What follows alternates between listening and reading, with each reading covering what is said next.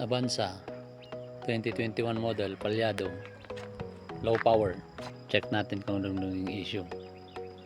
Hindi makahila, engine hesitation. Yan, ang naging problema niya sa diagnosis namin lumabas, coil. Yan, bumili na si boss. Yan si sir, yan yung may-ari. Yan, nagpahula siya. Nahulaan naman natin.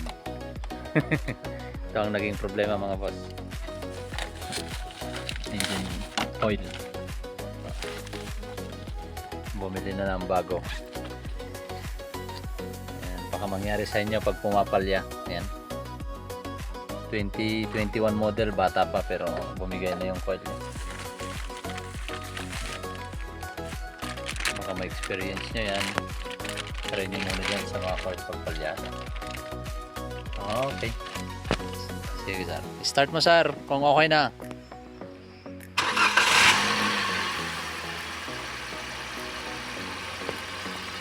Oh, yan, okay na.